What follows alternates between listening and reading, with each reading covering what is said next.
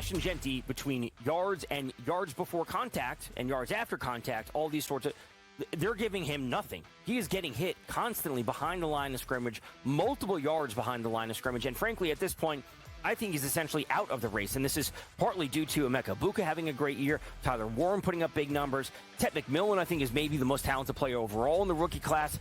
Pro Football Today, only on SportsGrid. The leader right now in the clubhouse in the odds market is Fernando Mendoza. College football purists, yep, absolutely know that guy. Fantastic. He's a great quarterback.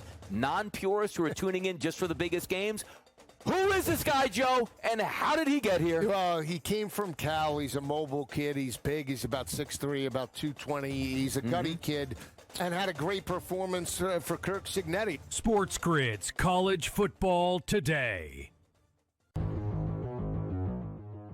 We're in a weird place with Trevor Lawrence. This was another one of these quote-unquote can't-miss generational quarterback prospects, right? Everybody was salivating over when he was a freshman winning national championships. And here we are, about 5 years later, looking at ourselves going, is it just time for Trevor Lawrence to get a change of venue or something? Like, what's got to give here? Hopefully this Liam Cohen offense starts to come together. Fantasy Sports Today, only on SportsGrid. The Americans got to find answers in these partnerships, and I think they need to look at their who's making these decisions from a stat standpoint. Well, it's so funny to me, especially coming off of the Walker Cup just a few weeks before, how it just seems like there's this glaring chasm between American partnered match play and American individual, singles match play. The Smiley Show, only on SportsGrid.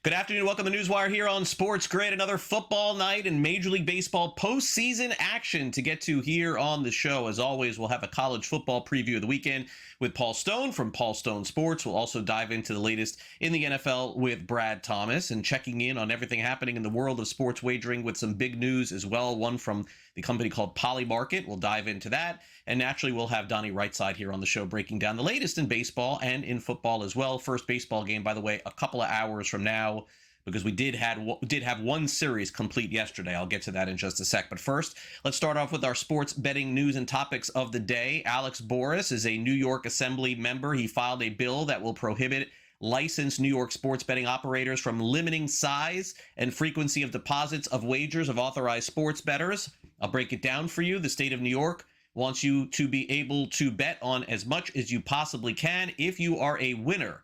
Basically, some sports books will limit you if you win, and they don't want that to happen, so that's part of it. Now, as far as the deposits are concerned, still remains to be seen who exactly that is targeting, but the state of New York kind of stepping out here, saying if you win money, you shouldn't be limited to bet in the future. Meanwhile, the prediction market saga continues with a company called Poly Market, who are ready to launch its prediction markets in the United States, offering contracts on both sports and election events. Newly typed certified sports contracts include money line, spread, and total.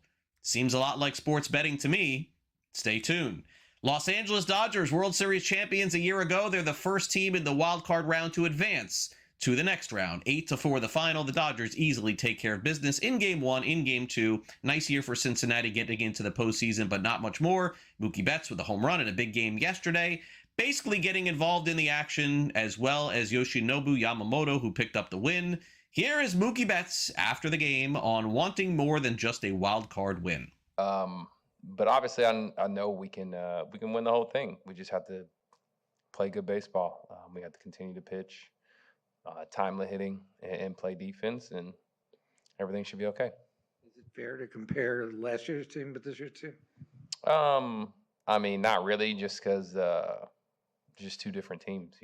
Last year we didn't have as much starting pitching. This year we have, pretty deep in starting pitching, and just different players. We brought back a lot of guys with the vibe. Everything is just different. It's a different year, and so we just enjoy where we are. Let's get now to the Yankees-Red Sox series, which will culminate this evening in the Bronx. Great game yesterday. Final score 4-3. Yankees end up winning a back-and-forth game throughout, but the Yankees pick up a run late thanks to Jazz Chisholm Jr. playing in the game, sliding it home to pick up the game-winning run. Aaron Boone talked about just how exciting the game was last night with the Yankees getting the win. Yeah, what a game. I mean, it's been two great games, these first two. A lot of big plays on both sides. We turned, I thought our defense tonight was, really, really good. Turned a couple big time double plays, did some good things on the bases, a homer by Benny to get us rolling. And then, the bullpen closing it down after Roto gave us enough there, even though he struggled a little bit there in the seventh to get us, through six, set us up and able to hang on. But what a game. Yeah, like you said, it was a battle. We knew that coming into the postseason. That's what we talked about there the last stretch of games. It's going to be fighting tooth or nail to get it done. And obviously that was, yesterday's game and today too. So, yeah, that's the way the postseason is, and come back and do it tomorrow. Game 3 tonight under the lights. Meanwhile, in the friendly confines this afternoon, the Padres and Cubs will finish off their 3-game series. Yesterday, all Padres starting pitching, relief pitching, getting the job done. Also, Manny Machado with a big hit. 3-0 the final for the Padres. The story for San Diego has been this incredible bullpen that they fixed together during the trade deadline. Mason Miller, Robert Suarez, both shutting things down and could be asked upon if they have a lead today to get it done. Here's Mike Schilt on the victory and Manny Machado on his big hit. Mike, number of really good at bats today. I was wondering about Tatis's at bat before Manny, and then you go into Manny's unleashing one. Yeah, no, absolutely. I thought the at bat quality yesterday was really high as well. Not as much as show for it. Again, a bat quality, fantastic. You hit the nail on the head, Ace, with Toddy getting it started even in the first inning. And then later, a tremendous at bat. And then Manny does his thing, puts a beautiful swing on it to give us, a little bit of cushion there for sure. I mean, I saw a split. He threw it to me and Toddy earlier in the game. It was pretty good. So just trying to get something. He throws that fastball up in the zone and change up off of it. So you really can't sit on anything, but just kind of try to get something on the dish. Very tight game between the Guardians and Tigers yesterday afternoon, going all the way down to the finish until Steven Rocchio ended up hitting a home run to break a 1-1 tie. Also, Josh Naylor getting involved. And the Cleveland Guardians tie up the series with a 6-1 win over Detroit. So now they'll head to a Game 3, which will be at 3:08 Eastern today. It's been back and forth, nip and tuck, as they say.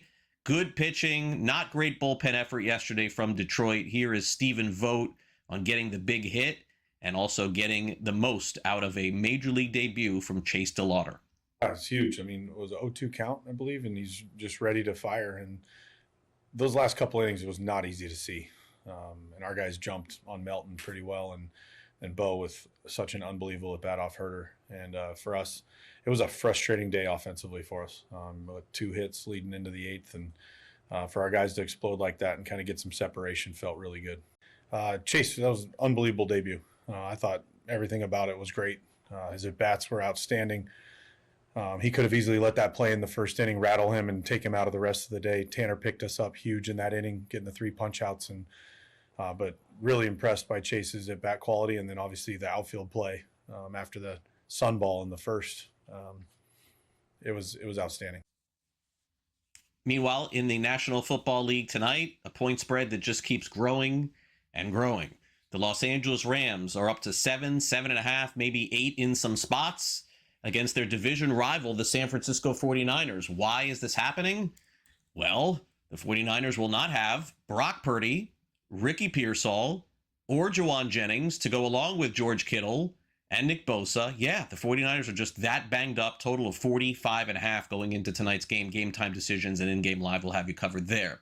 Lamar Jackson missed Wednesday's practice. They're saying he's uncertain to play against the Texans. All indications point toward him not playing this week for Baltimore against Houston. Meanwhile, Zach Taylor has some big decisions to make, especially if the Bengals can't come through this week. It's been a really tough go for backup Jake Browning since Joe Burrow got hurt. Bengals just struggling to score. Here's Taylor on Browning getting another shot this week. Do you feel like you need to add competition at quarterback for Jake at this point? I don't. I think with every position, we're always assessing. That's Duke's job. That's the personnel department. They do a great job of that, presenting us options when Joe went down of other guys we can bring in the room as well. So we thoroughly exhaust that. I've got a ton of confidence in Jake. I'm unwavering in that. I've seen the best of Jake. I know that we can do a great job supporting him to where he can go win games for us. So I feel extremely confident in Jake Browning. All right. Meanwhile, A.J. Brown says his social media post not directed at the Eagles this past week. Brown naturally is one of those guys that seems like he's going to have issues no matter what happens with the Eagles, even when they win. They're undefeated, A.J. Come on. Brad Thomas up next breaks down tonight's game and some props. Don't go away.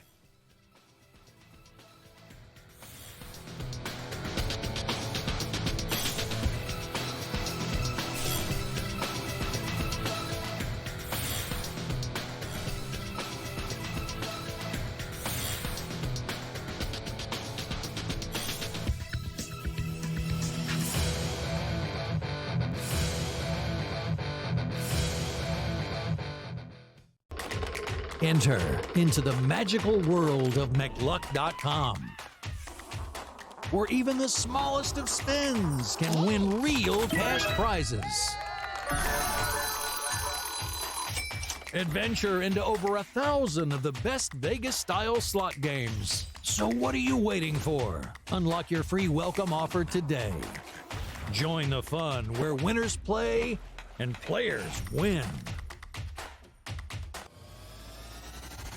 There were some reports earlier this week that Russell Wilson may be sought after somewhat during the trade deadline. A lot of people have been talking about Jameis shipping him to the Bengals as they just need a quarterback to throw the ball. I think they need to move Russell Wilson out. Even though he says he does not want to be moved, you got to get back an asset if you can. Oh, you do. Does he go to a team like the Saints? Where does he go? Pro Football Today.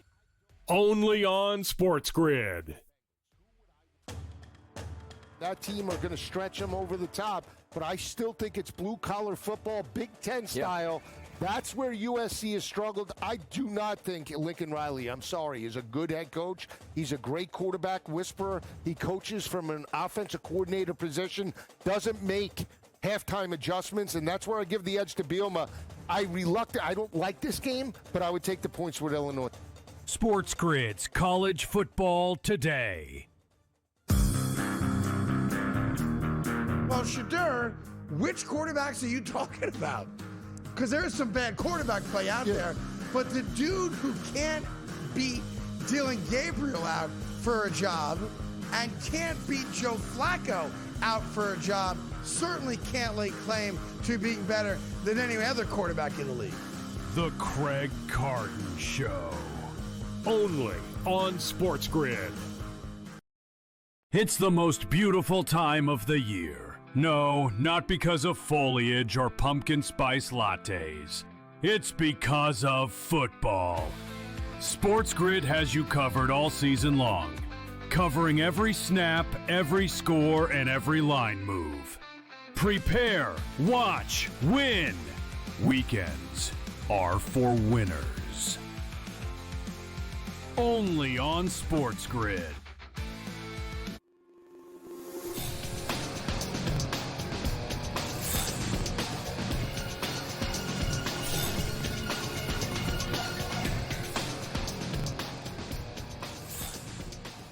Welcome back to NewsWire here on SportsGrid. Brad Thomas is back with us in the house. If he's taking the 49ers tonight, you may want to bubble wrap, Brad, because anybody betting on the 49ers could get hurt, I think, in this one. I'm not saying that they can't cover or win this game, but Brad, I got to tell you, man, I've been watching football a long time. I know it feels like there's always more injuries every year, so I'm not going to be a prisoner of the moment with that. I get it. But as far as teams banged up going into a game are concerned, this early in a season, boy, this goes close to top in my memory. The quarterback, both receivers, the tight end, the best defensive player on a team. If the 49ers even cover this spread, I should give them an award. Yeah, this is absolutely insane. And then to make it worse is they're playing on the road against a really good Rams team. Like, it couldn't get any worse for the 49ers. I really don't think it can, unless they lose 51-0, but the total's 45.5, so that will make some people happy to go over tonight. All right, any position tonight, Brad, or you just want to hit the props here? I just don't lay 7 in the NFL unless it's Detroit, like that at home. Like, other than that, I'm just not interested in doing it. NFL's crazy. Buffalo, best team in the league, can't cover a spread. I don't know. Maybe throw it in a teaser somehow, some way, but I'm not in on this one tonight. Just, straight pool picks, maybe Rams. Beyond that, no thanks. Yeah, and it's prime time, right? Thursday night games have been weird. I don't like any side in this. I slightly lean the Rams, but even that number has gotten a little bit out of hand. But I do like props. I do like a prop in particular, and this will only be the second defensive player prop I've taken this season. Just because I want to be quite selective, and this is much harder than the first. I'm going to take Jared Verse to record a sack. It's around plus 135, depending on where you're shopping that line.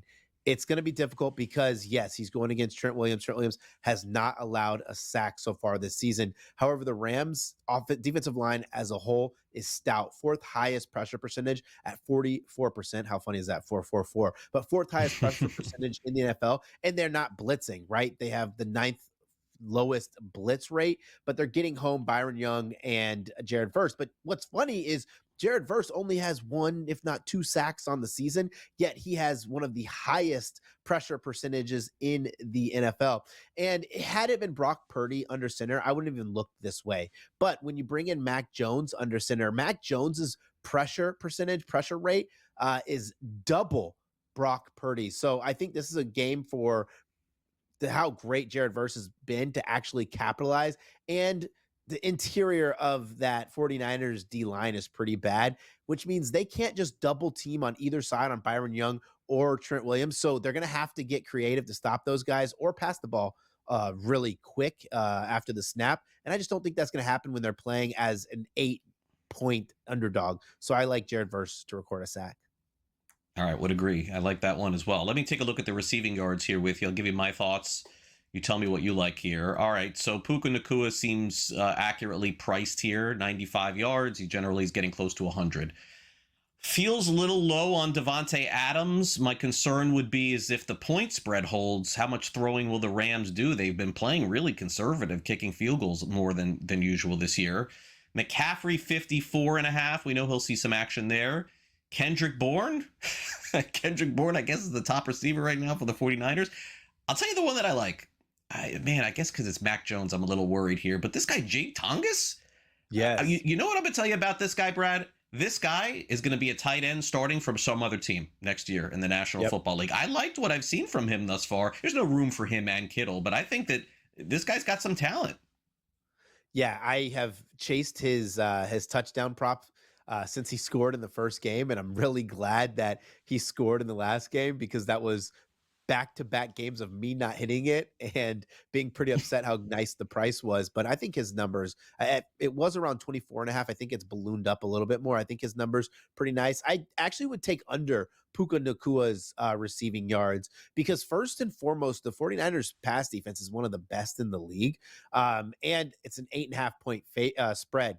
I was going to advocate Puka Nacua under 7.5 or 6.5 receptions. But one thing about Sean McVay is he does not take his foot off the gas in terms of execution until the game is easily in hand. So we saw it last year with Puka Nacua when they were about an 8.5, 7-point favorite. And Puka Nacua screamed over his receptions line because he was catching 5-yard stick movers late in the game because they wanted to put the game on ice.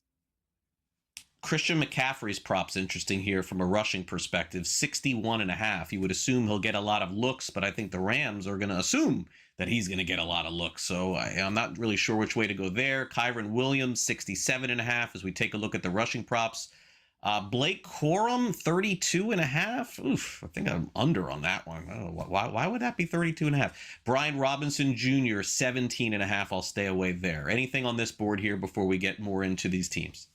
Blake Corum makes sense, not from me betting it, but why it's at that price, because we just saw RJ Harvey pretty much be in a similar situation where they should win the game easily. The backup running back should get some run. Kyron Williams hasn't been all that effective this year. Kyron Williams' numbers is funny because his was in the 70s, and then the books realized that's still too high for him.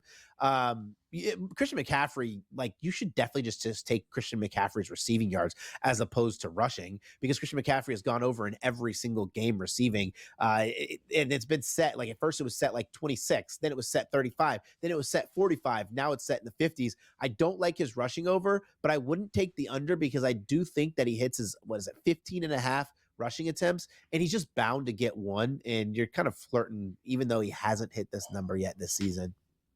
Yeah, I get it. All right. I'm sorry, Frank, but this game stinks. I'm moving ahead to the others. Buccaneers and Seahawks this weekend. Seattle playing good football. Tampa Bay playing good football. Line makes sense to me. Total 44.5. This is sort of a prove it game a little for Seattle, I think. They win this one, all of a sudden they look legit contender. Yeah, I like Seattle here.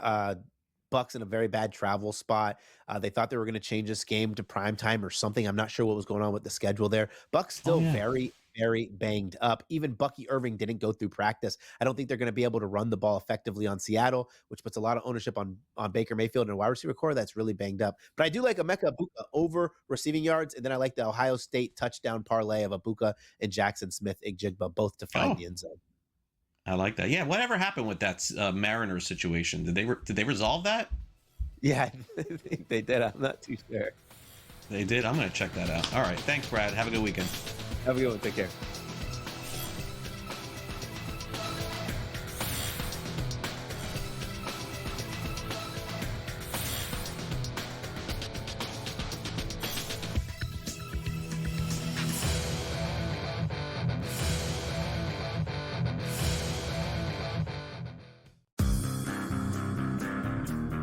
Well, Shadur, which quarterbacks are you talking about? Because there's some bad quarterback play out there, but the dude who can't beat Dylan Gabriel out for a job and can't beat Joe Flacco out for a job certainly can't lay claim to being better than any other quarterback in the league. The Craig Carton Show. Only on SportsGrid. That's a lot for a closer. 10. That's you're not a closer anymore if you blow 10 games. I mean, my goodness.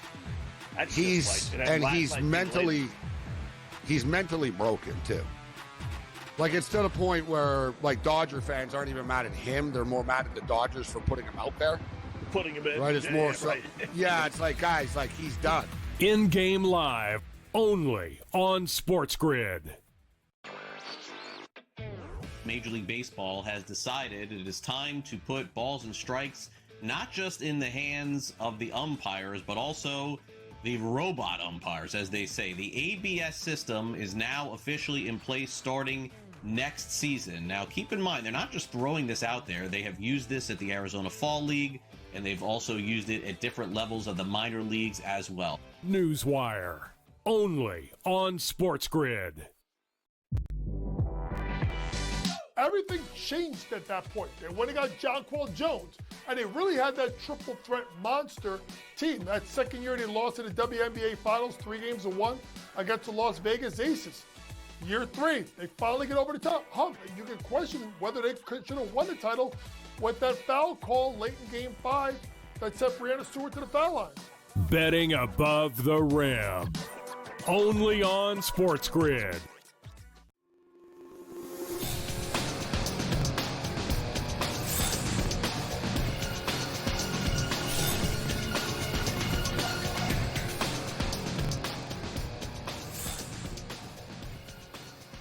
Welcome back to NewsWire here on SportsGrid. One of the most bizarre locker room interviews this season occurred in Cleveland. We'll discuss that. We'll also preview the Bucks and Seahawks, and Pete Carroll weighs in on Ashton Genty. It's time now for the SportsGrid Sound-Off.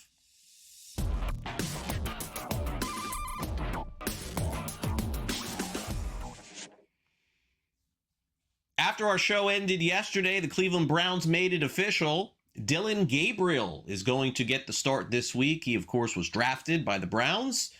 So was Shedeur Sanders. You know who he is by now, unless you don't follow sports at all. So Sanders, of course, the son of Deion Sanders, not getting his shot yet. And Dillon Gabriel is getting the start. Backup quarterback in this game, by the way, Joe Flacco. So how does Shedeur Sanders feel about all of this? Well, it's kind of hard to know because Sanders decided to do an interview in mime, basically not talking, but speaking, but not uttering any words. I kid you not. Look. Quarterback.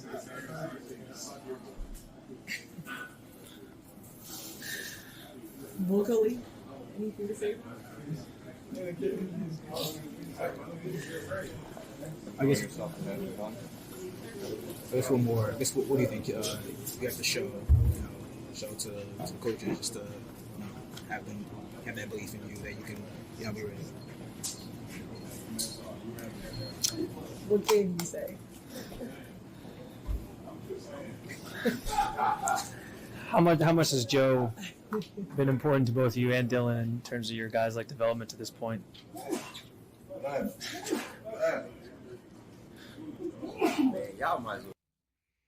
As much as I prepared for this, Frank, did we get an explanation at all as to why Sanders did this yesterday? I have not been able to find one online.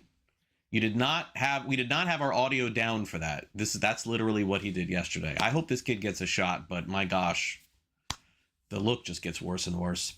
Bucs and Seahawks coming up this Sunday. It'll be a nice little rivalry renewed for Baker Mayfield and Sam Darnold. Kind of have a lot in common when you think about it. Both quarterbacks have moved around quite a bit. Mayfield, I believe this is his fourth team. Sam Darnold, this is his fourth team as well. So let's get a little preview of the quarterbacks who made it after being discarded for a few years. Here's Baker Mayfield on that topic. Yeah, Sam and I are really close. I'm just happy for him. It's just, from going a couple different places that weren't great for us to having a good opportunity elsewhere, it's fun to see. And I knew he just needed that opportunity, another chance, and so he's thriving now, and it's good to see, but hopefully not this weekend. You guys reminisce about the good old days in Carolina? What are you talking about? Reminisce about what days? Good old days in Carolina? Oh, nope. No, we don't. What are the conversations like? Do you ever talk about No, I mean, it was just like that whole QB room with PJ Walker, Sam and I. It was fun. Guys that have played ball and just knew that we needed each other in that room. Just bounce things off of and just have normal conversations, football conversations, and grow and learn together, and go from there. First time we've heard the name PJ Walker in a while here on the show. Probably the last time we'll hear it in a while. I remember PJ Walker getting a chance to play a little bit in the NFL. All right, finally, the Las Vegas Raiders, of course, used their top draft pick on Ashton Genty. Finally got him heavily involved in the offense this past week. The other rookies for the Raiders, well, not doing a heck of a lot. Pete Carroll was asked about the draft picks, and just how much we can expect to see them play moving forward. Were you hoping to get more out of your draft class, or just kind of what you expected 4 games in? I don't even have an evaluation for that. I don't have any expectation for the draft class. There's a couple guys, when you have a kid like Ashton that's picked up high like that, when we were slotting him into the starting spot really from the beginning, that's different than the rest of the guys. But we just want to keep growing with these guys and make the right decisions along the way. We don't do it because you think we should start guys because they've been drafted. That's not how we think. But I love playing young guys and I love developing them, and we're in the process. You see that we're rotating the defensive tackles a little bit and trying to figure that out and make some good sense of that. On the offensive line in particular, we'd like to hold off as much as we can until these guys really can prove that they're ready. But that you don't always have that opportunity. So, Charles he's working like crazy with a really, concerns. But now I may have to play right now. So we're going to try to get that prepared. And if he does have to go in there and we need him, he'll go. And so, but there's no expectations other than the real obvious ones. You fill a spot with the guy. They got to show it, and we got to bring it to life. Take a quick time out here on NewsWire. Paul Stone with great picks last week here on our show. We'll see if he can knock him out again. He'll join us next.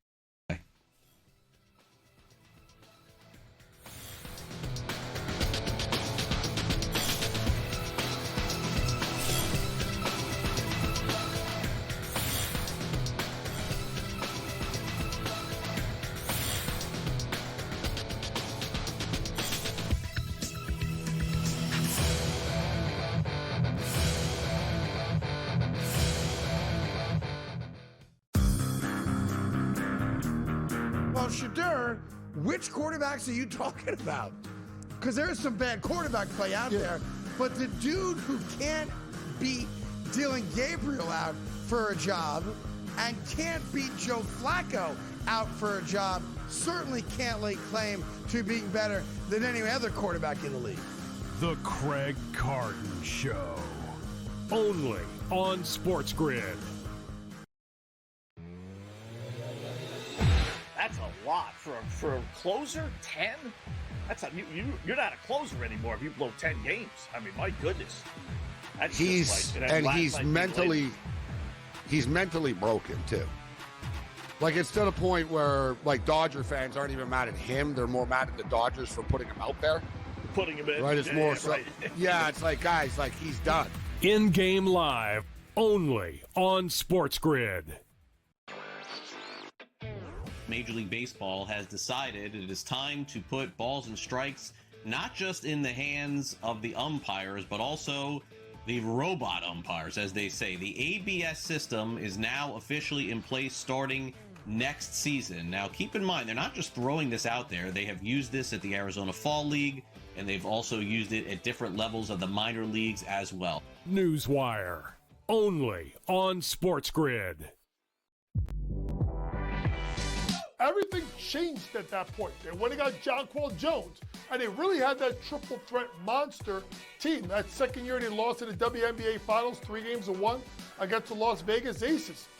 Year 3, they finally get over the top hump. And you can question whether they should have won the title with that foul call late in Game 5 that sent Breanna Stewart to the foul line. Betting above the rim, only on SportsGrid.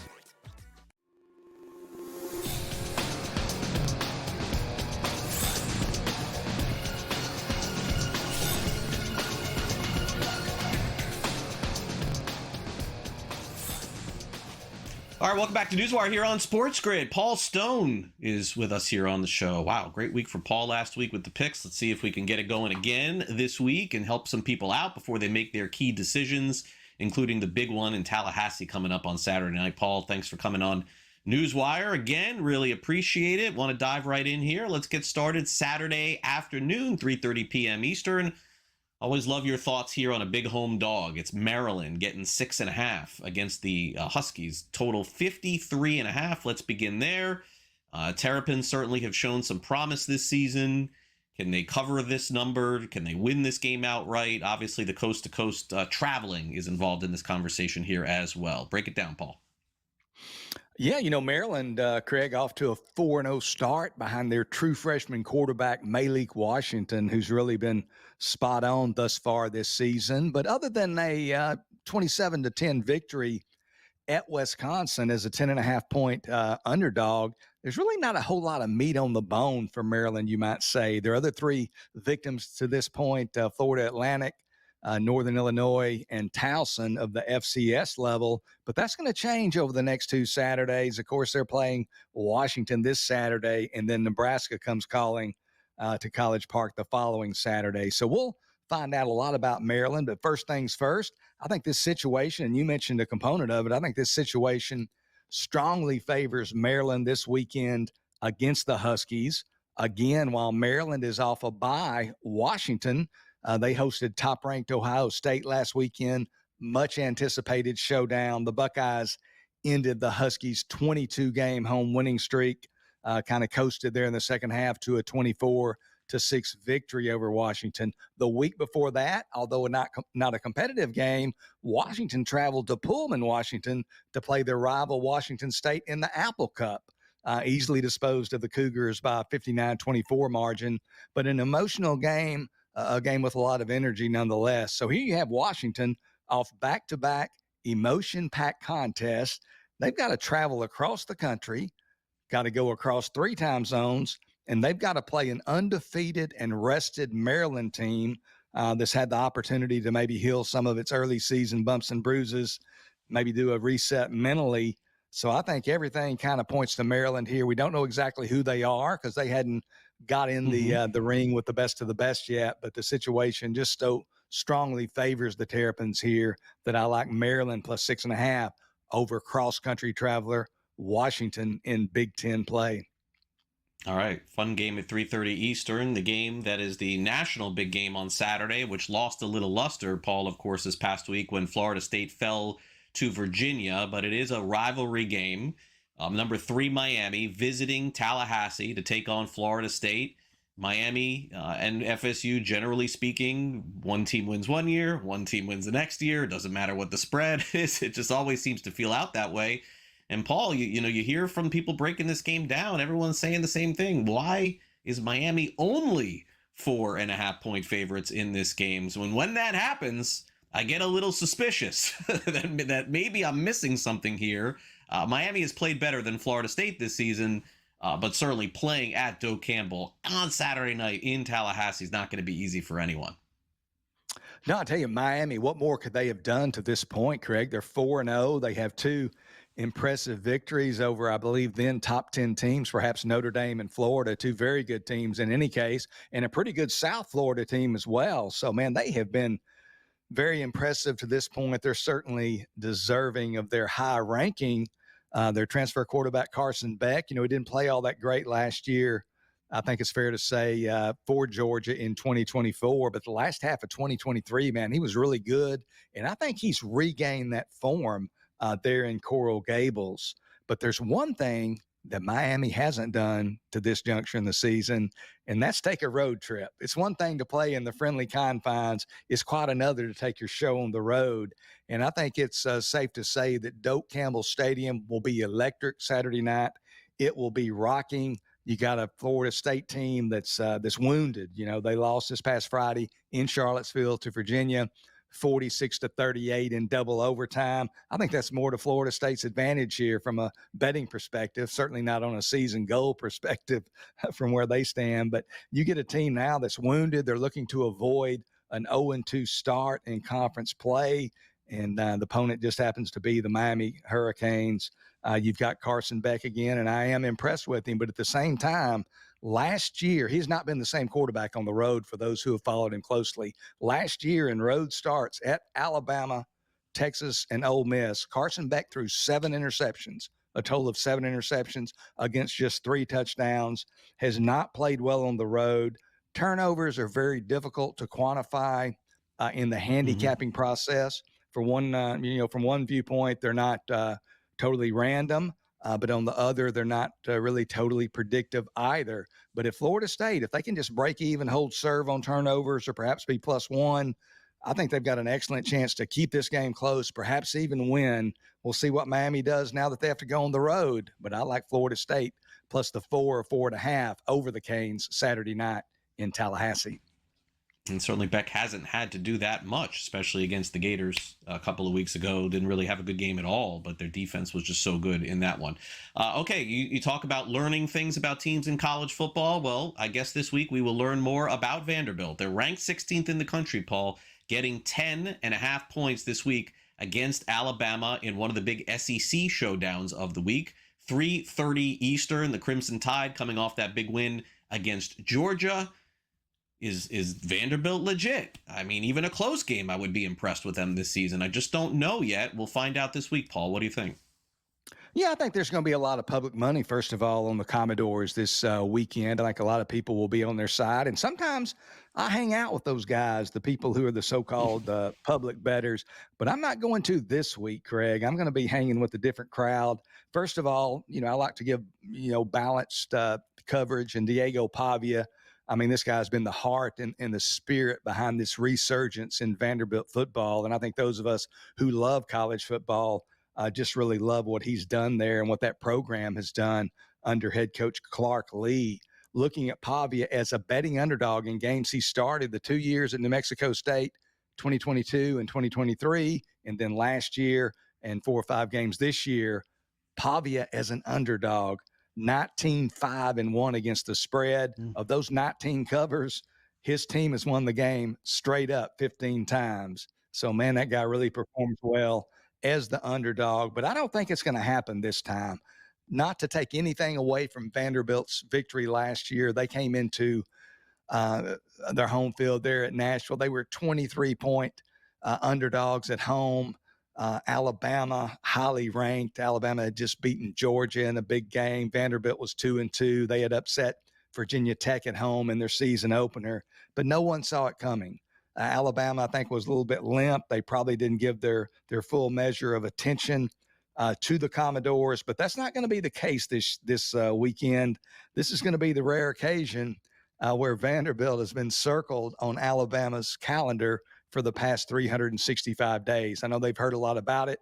They don't like being the Alabama team that lost to Vanderbilt. They're going to be out to make amends. Looking at their play to this point, they lost that opener at Tallahassee to Florida State in the season opener, 31-17.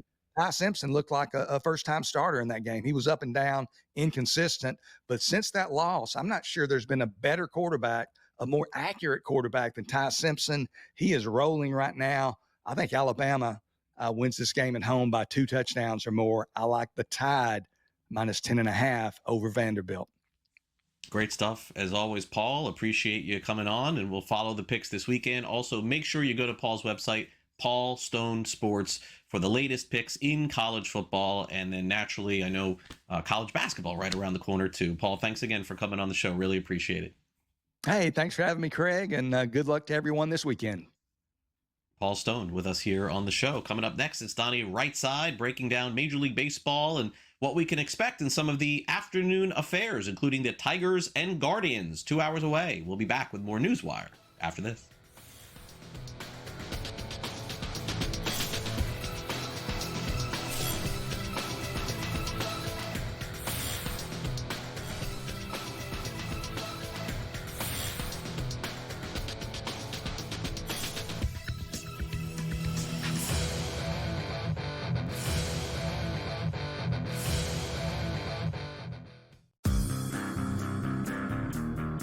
Shadur, which quarterbacks are you talking about? Because there's some bad quarterback play out there, but the dude who can't beat Dylan Gabriel out for a job and can't beat Joe Flacco out for a job certainly can't lay claim to being better than any other quarterback in the league. The Craig Carton Show, only on SportsGrid. That's a lot for a closer. 10. That's you're not a closer anymore if you blow 10 games. I mean, my goodness. That's he's mentally broken too. Like, it's to the point where like Dodger fans aren't even mad at him; they're more mad at the Dodgers for putting him out there. Putting him in. Right? It's more so. Right. Yeah, it's like, guys, like, he's done. In-game live, only on SportsGrid. Major League Baseball has decided it is time to put balls and strikes not just in the hands of the umpires, but also the robot umpires, as they say. The ABS system is now officially in place starting next season. Now, keep in mind, they're not just throwing this out there. They have used this at the Arizona Fall League, and they've also used it at different levels of the minor leagues as well. NewsWire, only on SportsGrid. Everything changed at that point. They went and got Jonquel Jones, and they really had that triple threat monster team. That second year they lost in the WNBA Finals, 3-1 against the Las Vegas Aces. Year 3, they finally get over the top hump. You can question whether they should have won the title with that foul call late in Game 5 that sent Breanna Stewart to the foul line. Betting above the rim, only on SportsGrid.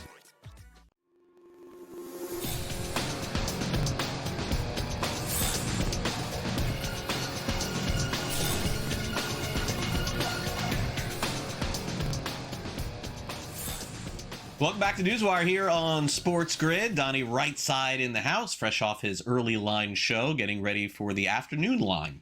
That's not a show, but that's what you got to do if you're paying attention to Major League Baseball's postseason races, is figure out the lines and where you're going to go with it. Donnie's with us now here. All right, Donnie. So, look, I think we got 3 out of the 4 series going the distance. Yes. Can't complain. Can't complain with that, right? It gives you more on the morning, gives me more in the afternoon. So I'm not going to bitch about that. Guardians basically yesterday waiting 3 hours to come alive until the end of the game. But that's all they really needed was 2 runs in this one because the Tigers continue to struggle on offense. Guardians bullpen came through, 7 1/3, 2 hits, 4 walks, no runs. Tigers bullpen, not so much. But I don't indict Detroit. I mean, I indict their offense. Their pitching has been good enough to win, but you know what sometimes happens. Floodgates just came open there late, and now they'll settle it today. Runners in scoring position, Craig. That's the key word of the day yesterday for Detroit. You can't have that many base runners and end up getting beat soundly late in that ball game. You must take advantage of the advantages that you have early. How many times do we talk about it, Craig? Momentum. First couple innings, you scrape across 2, 3, or 4 runs there. You now have the other team on the run. They weren't able to do that. And when you leave good baseball teams hanging around in playoff games, sooner than later, you're going to get beat. And you saw that explosion late in the game from the offense there for the Cleveland Guardians. But having said that, Craig, we had some interesting lineups today because all left-handed batters for the Cleveland Guardians say, I think they have the advantage. But when we're handicappers, we don't even know how long these pitchers are going to be in, Craig. They could be in 2 innings, all hands on deck. They haven't given up a run. First and second, they're coming out of the game. So tough, but yet so much fun to watch today. Yeah, Tigers today are slight dogs, and Donnie makes a great point with this pitching stuff. It's like it's just so different in the way that it used to be. I don't know if it makes it better now or worse. I guess that's for other people to decide. Total is 7. Yeah. It's like Donnie follows the Phillies, and it's like, you have guys like Zach Wheeler and, go generally, and I know he's hurt now, going deep into the games. And I just wonder, Donnie, as we move forward in the postseason, if pitchers like that matter more, or we've just determined at this point that they don't matter at all. Like, I don't even know what to think anymore about baseball, because it's like you see what the Padres did yesterday, and that's where the value is with guys like Suarez and Mason Miller at the end. But on the flip side, it's like, what if you don't even need those guys to pitch? I feel like baseball's trending more toward, we don't care if your guy can pitch 9 innings, just give us 5 and done. But I digress. Who do you like today?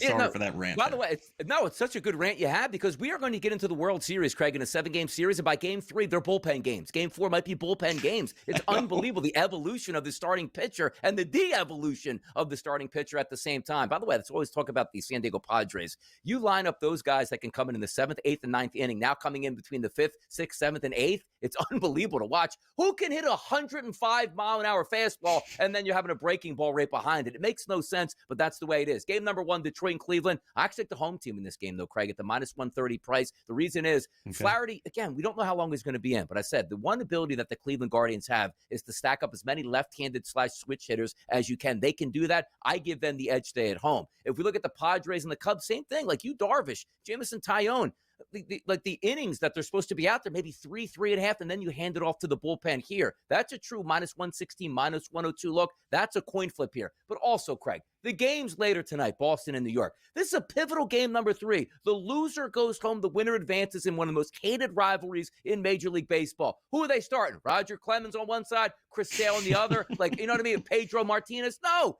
Connerly early versus Cam Schlittler in this game. And you still have the Yankees as a -158 price. Cooler temperatures in the Bronx tonight. But I got to tell you, Craig, I think the bats come into play tonight with New York and Boston. That's 7.5. It's always like, don't you dare, Donnie, go over in a playoff game because we don't know who's going to beat the plate. I got a sneaky suspicion that game goes over tonight in the Bronx. All right, so let's go a little deeper here before we get to that game. All right, so you got Cleveland at home. So Padres, Cubs. So here's my question, Donnie, right? And the point I'm trying to make here. First of all, I like the Cubs today. I'm going to explain to you why. Okay. I am not sold that Darvish is getting through anything today. I just am not. I haven't seen it. It's been a while for him. And don't forget, last time Cubs were in the postseason in that shortened season 2020, he pitched for the Cubs, lost to the Marlins. Just saying. So here's my crazy thought, which is not going to happen. It's a coin flip game. If Mason Miller and Suarez, Donnie, are so good, why don't they start the game?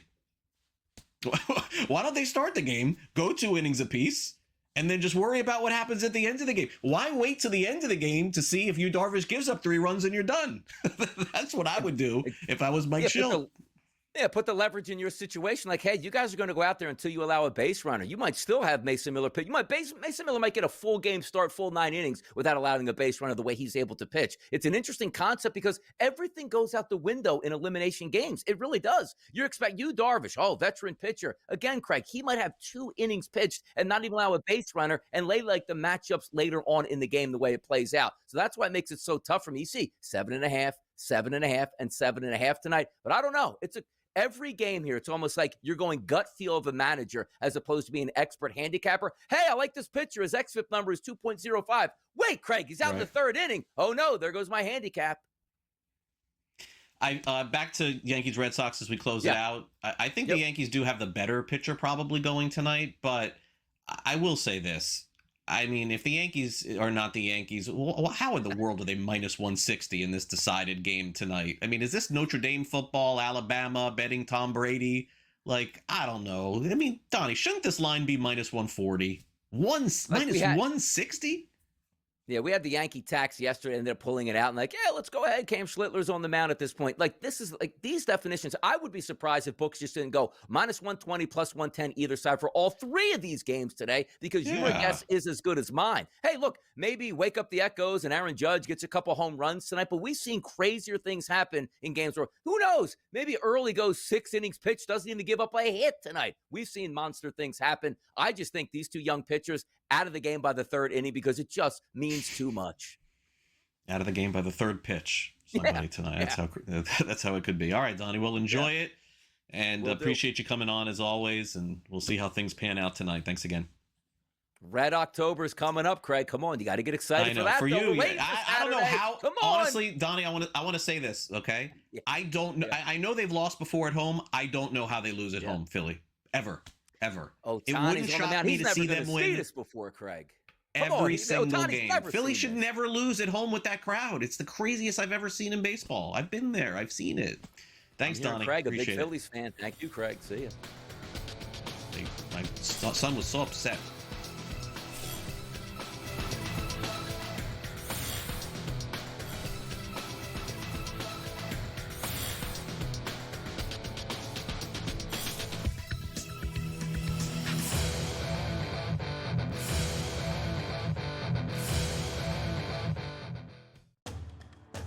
That team are going to stretch them over the top, but I still think it's blue-collar football, Big Ten style.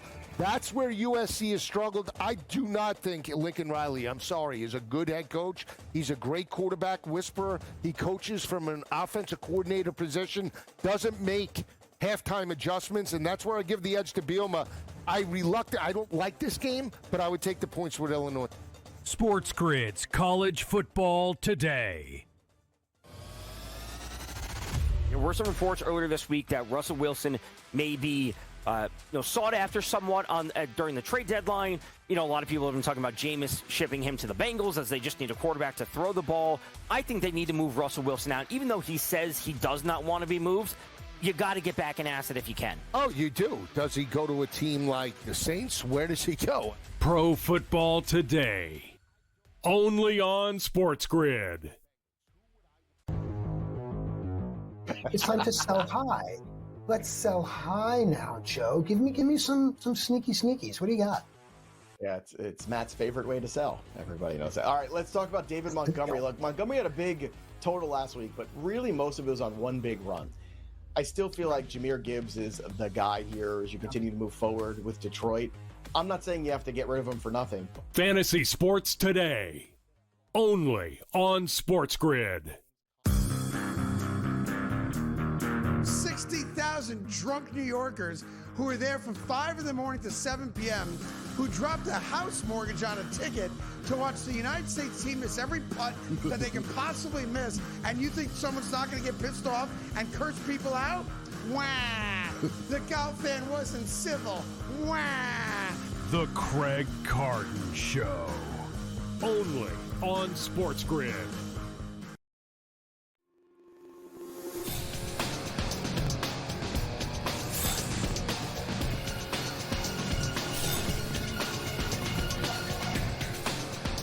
All right, welcome back to NewsWire here on SportsGrid. The WNBA is getting ready for their finals. They've got some issues, though. Their players are calling out the league, saying they're not making enough money and amenities as well. Here's Nafisa Collier. Just days after the Lynx were bounced from the playoffs and her coach, Cheryl Reeve, was issued the largest fine in league history for criticizing officials, Nafisa Collier used her exit interview with the press to torch the league and Commissioner Kathy Engelbert. She said, quote, "We have the best players in the world, we have the best fans in the world, but right now we have the worst leadership in the world. This is the league's current collective bargaining deal with players expires at the end of October." So let's take a look at this in today's main event. All right, let's bring in front office sports, women's sports reporter Annie Constable. So I know there's a lot of layers to this. Let's just start off at the top. Why did Nafisa Collier release this statement? I mean, I think when you hover above her statement and think about the entire statement as a whole, it really led me to believe that there were a multitude of issues that led to this moment being the right moment to release this statement. She obviously talked about officiating. She talked about leadership in the league. She talked about the CBA negotiations, and she also talked about a private conversation that she had with Commissioner Kathy Engelbert during Unrivaled. And so to me, the catalyst may have been this moment in the semifinals, her coach being fined $15,000, while also this issue of officiating not really being addressed. That may have been the catalyst. But clearly from her statement, what we can gather is that there are multiple issues at hand that need to be addressed, and she addressed them. Yeah, and as she started and mentioned multiple times throughout that statement, it's not about wins or losses. It's not about the Minnesota Lynx having their season come to an end. It's not even about that moment. And as you touched on with the conversation she had with Kathy Engelbert, that conversation with the commissioner was back during Unrivaled in the off-season for the WNBA. So to clarify for people that might be confused, she continuously reiterated that point. But one of those points that was brought up was about the players, as her conversation with Commissioner Kathy Engelbert alluded to, the players almost needing the WNBA and talking about how the WNBA helps to market them, players like Caitlin Clark, players like Angel Reese. What were your thoughts on those types of comments that she shared from a private conversation that Nafisa had with Kathy Engelbert? Yeah, I mean, I think Nafisa is strategic, right? She obviously has this experience in boardrooms as a co-founder of Unrivaled, and she knows exactly what she's doing. She also has a very lengthy family history of advocacy and speaking on issues and fighting for things such as this. So I think when you consider her statement, it's very calculated, and she understands the magnitude of the moment. And so when you consider that private conversation, what was interesting to me was learning that Kathy said how much these players are reliant on the WNBA, because anybody that's covered the WNBA or been in the WNBA for more than just the last 2 years are very aware of how many missteps the WNBA has made in terms of marketing their players, in terms of getting their players out in a considerable way and maximizing their value. So to hear that statement from Commissioner Engelbert in communication with Nafisa Collier was really, a pinpoint for me. I was quite shocked by that. Obviously, Nafisa Collier, one of the co-founders of Unrivaled, which goes on during the WNBA off-season, is part of a string of all of this as well, given the fact that Nafisa Collier has made it a point to say that this is a league that prides itself on player relationships, they get paid way better, all of this, they have a great media deal, all of this. Does Unrivaled ever have is that ever an existential threat at all to the WNBA? And is that ever a reason that maybe the WNBA should be concerned about Unrivaled, especially given the fact that Nafisa Collier issued these statements yesterday? Yeah, I think that's a layered question, because obviously no one's going to come out from the WNBA and say, hey, we think Unrivaled is a threat.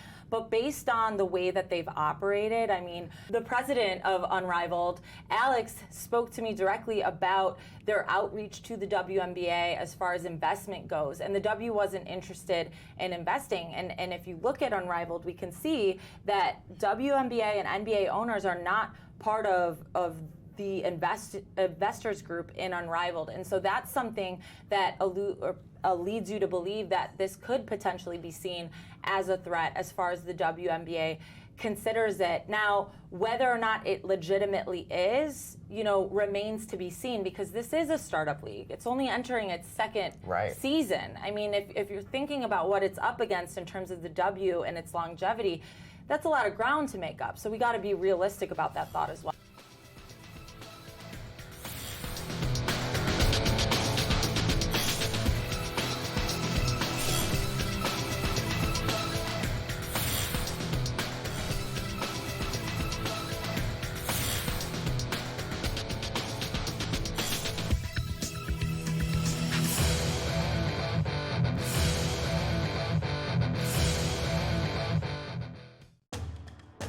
That team are going to stretch them over the top, but I still think it's blue-collar football, Big Ten style. That's where USC has struggled. I do not think Lincoln Riley, I'm sorry, is a good head coach. He's a great quarterback whisperer. He coaches from an offensive coordinator position, doesn't make halftime adjustments, and that's where I give the edge to Bielema. I don't like this game, but I would take the points with Illinois. SportsGrid's College Football Today. There were some reports earlier this week that Russell Wilson may be sought after somewhat during the trade deadline. A lot of people have been talking about Jameis shipping him to the Bengals as they just need a quarterback to throw the ball. I think they need to move Russell Wilson out. Even though he says he does not want to be moved, you got to get back an asset if you can. Oh, you do. Does he go to a team like the Saints? Where does he go? Pro Football Today. Only on SportsGrid. It's time to sell high. Let's sell high now, Joe. Give me some sneaky sneakies. What do you got? Yeah, it's Matt's favorite way to sell. Everybody knows that. All right, let's talk about David Montgomery. Look, Montgomery had a big total last week, but really most of it was on one big run. I still feel like Jahmyr Gibbs is the guy here as you continue to move forward with Detroit. I'm not saying you have to get rid of him for nothing. Fantasy Sports Today. Only on SportsGrid. 60,000 drunk New Yorkers who were there from 5 in the morning to 7 p.m., who dropped a house mortgage on a ticket to watch the United States team miss every putt that they can possibly miss, and you think someone's not going to get pissed off and curse people out? Wah! The golf fan wasn't civil. Wah! The Craig Carton Show. Only on SportsGrid.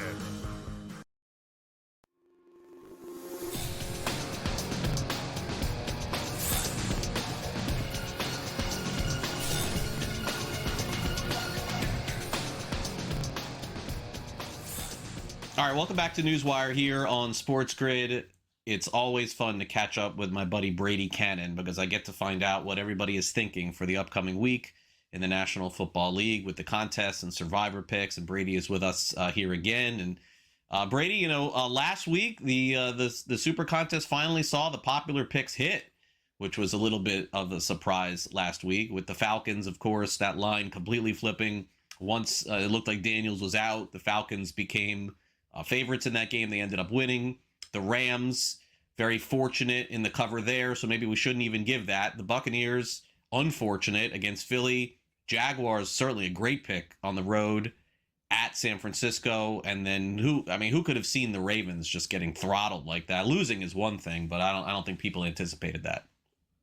Yeah, the consensus finally had a positive week. And if you look at overall, though, still, when you combine the Super Contest consensus and the Circa Million consensus, they are still 9-30-1. So just absolutely abysmal, as far as the consensus picks. And that's really keeping us alive because we've had a lot of 2 and 3 weeks, finally had a 3 and 2 week last week for both the Super Contest and Circa Million. So we are well ahead of the curve because we've been pretty much a game or 2 games, maybe even 3 games in some cases, better than the consensus on a week-to-week basis. So we're above 500, we're above average, and not a bad start. We just need to start, and I said it here last week, we need to start turning some of these 2 and 3s into 3 and 2s. Well, we did that. Now we need to start getting some 4 and 1s. And, we're in position, like they say with a golf tournament, you can't win it on the first day, but you can certainly lose it. And that's kind of where we are. We have certainly not lost any contest just yet. Yep, no, definitely not. And week 5 is on this week. We'll get to that here in a second. I guess, Brady, I should have asked you this here at the top. I never want to take a Thursday game, but was there any value in the line lock on San Francisco and the Rams yesterday? What did that ended up being in the contest? Because I know that shortly, anytime there's a West Coast team playing on line lock day, maybe there's an opportunity if something happens. And of course, San Francisco ruled everybody out. So I saw that line go from 5.5 to 7.5. Right, and it is 7.5 in the Super Contest. I would not be surprised if it's higher in the Circa Million. I have not looked at that contest line, but I know I looked last night, and in the live market at Circa, they were at 9. Incredible. I made the number 4.5. That was before I knew exactly what was going to trickle down with these injuries. Certainly jumping to 7.5 with Purdy out made sense. And now Pearsall and Jennings, it's just a laundry list. So I think even 8 or 9 makes sense, but do I want to lay the number? Not really. And I don't want to take it either, Craig. But right. I actually, just before I came on, asked my partners in the Las Vegas Football Contest show if we have any thoughts of taking the Rams in Survivor. We've already used the Rams on one of our entries earlier in the year when they played, I believe it was the Texans. Texans, I think week 1. Yeah, week 1 when they played the Texans, and we advanced with that victory there. We could use them on another entry, and I'm not so sure we won't. I think it's a pretty good spot for Survivor to get one through here with a win over the 49ers. What keeps me off of it is Kyle Shanahan has had tremendous success against Sean McVay. He's absolutely dominated McVay, but boy, is he going to be able to win this game? Maybe he can cover. Is he going to be able to win outright with basically nobody playing in this lineup?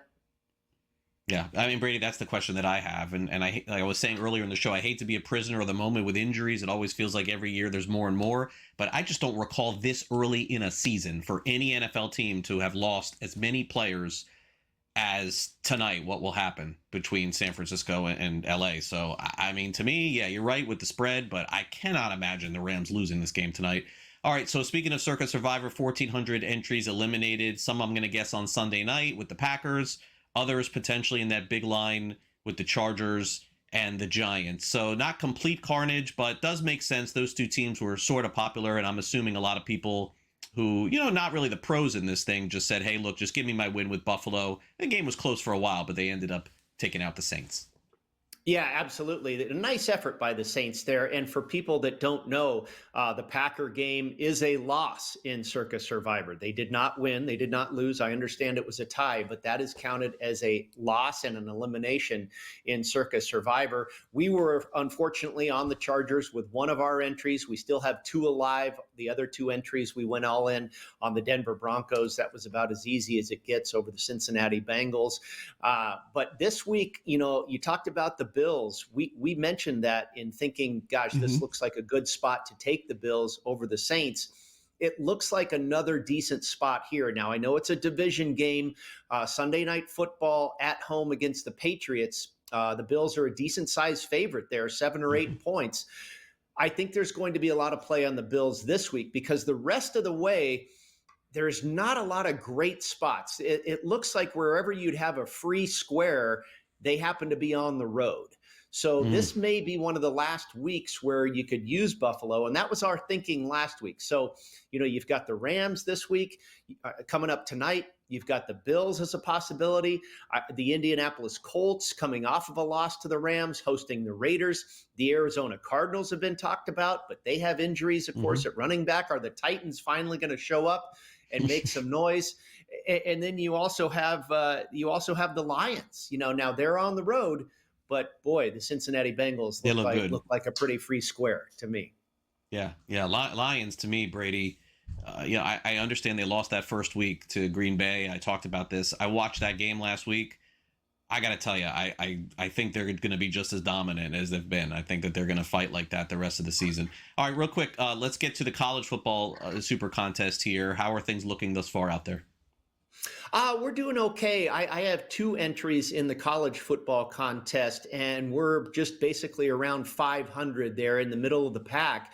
But, we were talking again before we came on the show about Paul Stone, a guest here regularly on Thursdays with you. I believe he's in for about half a dozen entries, and I'm not sure how Paul is doing on the contest on any of those entries, but I'm sure he's doing pretty well. A lot of familiar names. Steve Fezzik is up there, Bill Krackomberger. There's a guy in the lead, and he's got like 10 entries, and the name is simply Bill. I haven't asked him, but I kind of believe that's Krackomberger. So, all the big boys are playing in this contest. There's one entry there you'll see is Stevie the Pencil. Stevie the Pencil's famous in the book Smart Money, written by Michael Koenig. That's a whole story of his betting, experience with Billy Walters. And Stevie the Pencil was the guy at Caesars who is actually in real life Richie Bocciolari, who is an odds maker, a Hall of Famer, literally a Hall of Famer at Circa, and Richie Bocciolari behind the counter there at Circa. So he's in this contest as well, and I know he was off to a good start. So I think it's so great that the Westgate has started this contest. I think it's only going to get bigger, Craig. Yeah, I do. I love the fact that college is getting involved now. I know Nugget used to do they still do the college football contest? They did that years ago. I don't think they do. Yeah, it used to be. It was a combination. You could pick college or pro, but they've kind of been just drowned out by not only Circa, obviously, but the Westgate now as well. Yeah, I would definitely bet that is the case. All right, Brady, before we break here real quick, I know certainly you guys have the show coming up this weekend. Would you say that going into this week, you feel like you guys have a better consensus? Have you chatted about the picks yet? Or you think we're going to get a big reveal coming up tonight or tomorrow night? Well, I think it's yet another difficult week. But as far as Survivor, I think it's kind of opened up. When we were looking at Survivor last week, we didn't have a lot of clarity. Now we kind of just went over these options. I think you have 4 or 5 options for Survivor that all look pretty good. The Lions is a tricky one though, because they play on Thanksgiving and Christmas. So you might want to save the Lions. Yeah. Rams, Bills, Colts. I think that's where we're headed. All right, let's break. We'll be back with Brady to break down some of the games this weekend in the National Football League. You're watching NewsWire on SportsGrid. We'll be right back.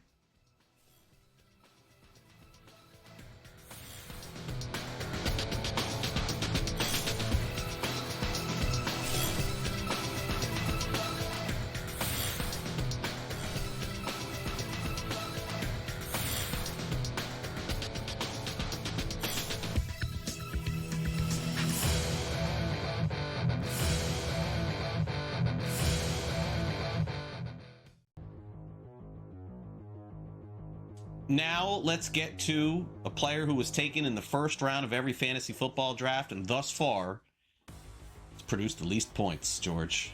I mean, I thought you'd just take a rookie running back in the first round and you get yourself 1,500 yards and 10 touchdowns. But Boise State's Ashton Jeanty for the Las Vegas Raiders, we got out of excuses, right? Like at this point, it's they got to give him the ball more. They got to do this. They got to do that. I mean, George, does this guy look like Barry Sanders? Like that was the comparisons? Like I haven't seen any of that yet. Our panicometer, all right, doesn't go high enough here. All right, because this is, I mean, come on, we're freaking out here. I don't think it's all Jeanty, by the way. He has more yards after contact than before contact. That pretty much lets you know what the problem is there. All right, the Raiders needed a running back, sure, but they need an offensive line. All right, they need a couple of offensive linemen. It's not something you can fix in one off season here. So yeah, we're gonna eat it with Jeanty. He's not gonna be worth the first round pick in fantasy. It's just not this year. In future years we'll see here, but not this year. The offensive line is not very good. The defense is not very good, so they have to throw the ball more in the second mix. They're trailing every game, so that's hurting us as well here. So yeah, like I said, the panicometer, it doesn't go high enough for this. Okay, I am more than concerned. I am not calm.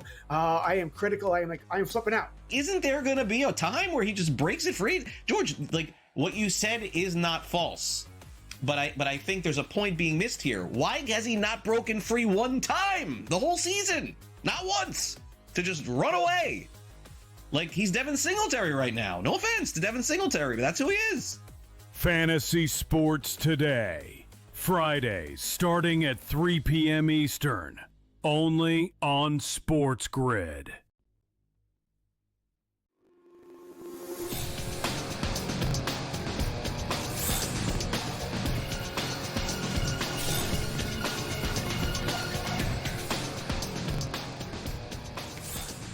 Welcome back to NewsWire here on SportsGrid. All right, Brady Cannon will make his official picks on the contest show, which you can, of course, watch and listen to here at SportsGrid. But first, let's get his opinion on some of the games, too. He has partners, so his decision is 33% of the entry. Let's also keep that in mind. Brady can do his own thing, too, separately. All right, so let's start off with how are the Cowboys favored against anybody this season? That's going to be my talk the rest of the way. 2.5-point favorites against the Jets. I get it. The Jets were as bad as they could possibly be on Monday Night Football. Yes, I'm aware of this. Penalties, bonehead mistakes. But isn't that a bounce back spot for the Jets coming up this Sunday? I mean, Brady, I'm telling you now, as long as you are coming on this show and I am hosting here at SportsGrid, I am never, ever going to give an opinion of taking Dallas against the spread when they're favored. I'm never going to do it because the lines are always inflated, and generally speaking, they're not good. Total 47.5 in this one. Maybe I'll be wrong about this one, but I'm just not doing it. This should be a pick-em line. Well, on top of that, how about the fact that they're a road favorite? You know, the Dallas Cowboys as a road favorite, pardon me. I made the number 3. And obviously it's at 2.5. And you know what? There's some weak 2.5s out there for the most part. So that tells me we could be headed to 2 or maybe even 1.5 rather than 3. And I think when the number is not moving to 3, that tells you that the wise guys are on the dog. And I wouldn't argue with that. And it's not that Dallas might not win the game or whatever, but the fact is they let everybody, their opponent, into the game. I mean, the Giants scored 40 points against Dallas. Obviously, the Packers scored 40 points against Dallas. They can't stop anyone. So, and now without CeeDee Lamb on offense, looks like he's listed as doubtful again this week.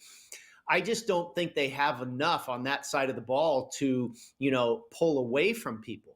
We know that they can't stop anybody, but on offense, I think without Lamb, they can't outscore anybody either. So yeah, I would be leaning towards the Jets here. By the way, in that Monday night effort that looked so poor, they did out-yard the Miami Dolphins. They outgained them. So, Aaron Glenn, I was never really that impressed with him in Detroit. He had a ton of talent there.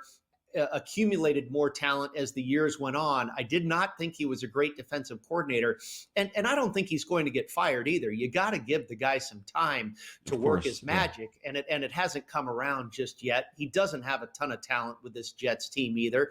But yeah, this could be the week that they get a victory. Absolutely, this opponent is live to keep them in the game for sure. Yeah, and does Dallas really care? Like, it seems like they were thrilled to get that tie last week. I don't know. I can't back the Cowboys here. Okay, this is a tougher one to call. Saints will be favored for 1 and 1. Well, actually, they'll be favored against Carolina. So they'll be favored twice this season. This is going to be the first time. I think this line is right. Saints minus 1.5 because I don't think the Saints are good, but they play well in that dome, except for against Tampa Bay. But they play well in that dome. They lose to Tampa Bay every year in the dome. They're 1.5 against the Giants, total 41.5. So, one outcome I see here is 19-14. And then the other outcome I see here is what I thought would happen last week, which is Jackson Dart throwing like 5 picks and they get killed. So I don't know. Which one is it? Well, I tell you what, you talk about the Saints, how many times they're going to be favored this year. Over the summer at the Westgate Superbook, they were an underdog in this game. When these lines came out over the summer, the New York Giants were a 2.5-point favorite. And I believe on the look ahead line, before we saw the Giants beat the Chargers and before we saw the Saints put up a decent effort against the Bills, the Giants were still a small favorite in this game, and then it flipped. And I made it too in favor of New Orleans, after having seen last week's games. That was a good effort put up by the Saints. They're playing hard. And the Giants, yes, they got a win over the Chargers, but I don't know how they did it. They were doubled up in yards per play. The Chargers had like 6 yards per play to the Giants 3. Jackson Dart was sacked 5 times. He threw for 111 yards, and they won. So, Yeah, I don't see them being deserved of the favoritism here on the road at New Orleans. New Orleans really looks like the better team. That's hard to say, but I think in my eyes, they look like the better team right now. This is a weird game. I can't imagine we're going to touch it with a 10-foot pole, but I would have to go with the home favorite here because I think the Giants, Jackson Dart, yeah, he got a win. He used his legs a little bit, but he really didn't do much of anything other than maybe inspire this Giants team. But no, I think this team is still not very good. And I understand we're talking about the Saints here, but they show more promise to me than does New York. Yeah, best player on the field would have been Malik Neighbors. He's out for the season, too. So that's definitely something to note as well. Okay, so one thing for the rest of the season that I think you got to be careful of, and again, they'll fall flat eventually, is going against the Lions because – man, Brady, they look like the Lions again. And the one thing that I would say, look, the Bengals could keep it close and they could even win. It's the NFL. But I would guess that taking the dog against the Lions and the Lions go up 7-0 is a very deflating feeling because at that point you're thinking like, okay, I'm going to lose. You know, like this is an offense that looks all much as like they did last year with Ben Johnson. Bengals couldn't score. It definitely feels like an inflated line, and I'm not saying that this would be a pick for me, Brady, to lay 10.5 in an NFL game. But it's scary taking a team against them because at any time they could pop off 21 real quick. By the way, their defense pretty good too. Well, you know, we took a chance with the Cleveland Browns last week because of their defense, but not even they could hold up. That's the number one defense in the NFL. They couldn't even hold up against the Detroit Lions offense. And like you say, the defense, you don't have to do too much against the Cleveland Brown offense, but they took care of business on that end as well. You know, Dan Campbell has been extremely successful, not only against the spread in his career, but especially on the road as well. I made this number 11, Craig. And it's not even hasn't even gotten there yet. And in fact, it took a minute for it to get to 10. I'd probably rather lay it. And I know obviously Joe Burrow is not in the lineup for Cincinnati, but you know what? I think there's a real problem with Zach Taylor. I don't know. I don't think he knows how to get this team to compete and even make this a close game. I'd probably lay it before I took it. And yeah, even though the Detroit Lions are playing on both Christmas and Thanksgiving, I think it's a possible survivor play. I do too. I think Jameis Winston will be starting for Cincinnati starting next week. I think they gotta make a trade at some point. All right, Brady, thanks again for coming on. Really appreciate it. You bet. Have a great weekend. We'll be back to wrap it up next.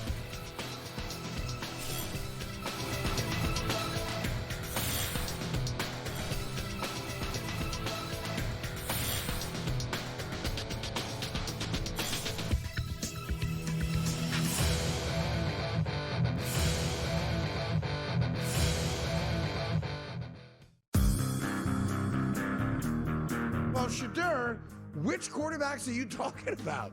Because there is some bad quarterback play out there, but the dude who can't beat Dylan Gabriel out for a job and can't beat Joe Flacco out for a job certainly can't lay claim to being better than any other quarterback in the league. The Craig Carton Show. Only on SportsGrid. That's a lot for a closer. 10. That's you're not a closer anymore if you blow 10 games. I mean, my goodness. That's he's mentally broken too. Like it's to the point where like Dodger fans aren't even mad at him; they're more mad at the Dodgers for putting him out there. Putting him in. Right? It's more so. Right. Yeah, it's like guys, like he's done. In-game live, only on SportsGrid. Major League Baseball has decided it is time to put balls and strikes not just in the hands of the umpires, but also the robot umpires, as they say. The ABS system is now officially in place starting next season. Now, keep in mind, they're not just throwing this out there. They have used this at the Arizona Fall League, and they've also used it at different levels of the minor leagues as well. NewsWire, only on SportsGrid. Everything changed at that point. They went and got Jonquel Jones, and they really had that triple threat monster team. That second year they lost in the WNBA Finals, 3-1 against the Las Vegas Aces. Year 3, they finally get over the top hump. You can question whether they should have won the title with that foul call late in Game 5 that sent Breanna Stewart to the foul line. Betting above the rim. Only on SportsGrid.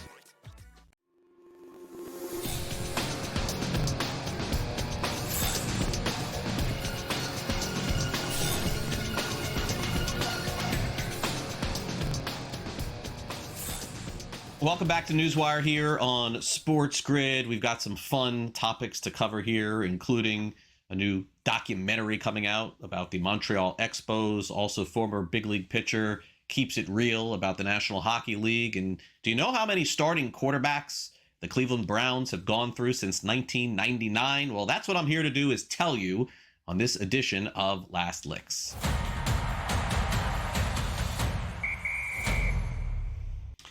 Cleveland Browns have done it again. A new starting quarterback. You know that person that has the jersey with the name scratched off of all of the different quarterbacks that the Browns have had through the years? We've always thought that they found one. It just never seems to happen, right? This is like the thing in sports. So Dylan Gabriel, folks, this is absolutely crazy. Since 1999, he is now, this weekend, coming up in London, no less, the 41st different starting quarterback for the Cleveland Browns since 1999. Should I name them all? We'd probably run out of time here on the show. I can't do it. There's really some obscure names, by the way, on this list. To put this in perspective, if you have, let's just say somewhere since 1999, 20 starting quarterbacks since then, that's a lot. They have 41. The Green Bay Packers, now that's the gold standard here, and they've had injuries too. Remember, they went from Favre to Rodgers to Love, but again, injuries in between, all that stuff. Some other guys started. They've had 9. That's the least since 1999. Somewhere around the average 15, 20, something like that. But the Cleveland Browns have absolutely shattered that. So get ready, Dylan Gabriel, for 41. And will it be, who knows, Shedeur Sanders for 42? We'll see. Next closest is 30. Wow, that's what Frank said. Okay. All right, coming up, it is National Hockey League opening night. The Florida Panthers will try and defend their title. We're going to cover hockey here on NewsWire, as we always have. I mean, probably not as much as some of the other sports, but we do cover hockey. So Ben McDonald, who was a great pitcher at LSU, pitched in the big leagues, of course, for the Baltimore Orioles, and now does Orioles television and is also doing some postseason action, went on the Major League Baseball broadcast and said about NHL's opening night on ESPN, I believe that is coming up. Is it this weekend or next? Very soon here, the next few days. Said, there is zero chance I'll be watching. I'm just going to be honest with you. I love that kind of commentary, right? Can you even say this anymore on the broadcast that you're being paid to broadcast? Look, when it comes to hockey, it's a little bit different for me because in my backyard, I have the team that won back-to-back championships. So I've paid more attention to hockey the last couple of years than I have, let's say, in the last 30 years. But I get it. Every sport isn't for everyone. And when you get married and when you have kids, like I have, sometimes you got to give stuff up. Like I'm not watching Portland at the LA Clippers at 11:30 p.m. Eastern at night anymore. I just can't do that stuff when you have that. But hockey season starts this week. Great documentary coming out, by the way, in Major League Baseball. It's something that's kind of close to me here a little bit because the people that were involved in it ended up owning the Marlins. Netflix just released their trailer called Who Killed the Montreal Expos. It comes out on October the 21st. You may remember the Expos were a very proud franchise that ended up leaving and becoming the Washington Nationals. So this dynamic of what happened here is broken down with the former owner, Jeffrey Loria, who then went on to become the owner of the Florida and then Miami Marlins. Also, the president of baseball operations that I know very well for the Marlins, David Sampson, he is involved in this as well. And so after 1994, when the strike hit and everyone thought the Expos were going to win the World Series, and they didn't, that was the beginning of the end for the Expos, and they ended up closing stuff down. We'll see. Maybe they end up returning. Maybe somebody ends up returning to Montreal in the future. All right, baseball coming your way in about less than an hour from now. We've got the Cleveland Guardians taking on the Detroit Tigers. That's the first game of 3. Then we've got the Chicago Cubs at home, and they'll battle the Padres, winner-take-all series. And then tonight, 8:08 Eastern, it is the main course, Boston Red Sox at New York Yankees. I think I will probably be locked into that, as well as some NFL action as well.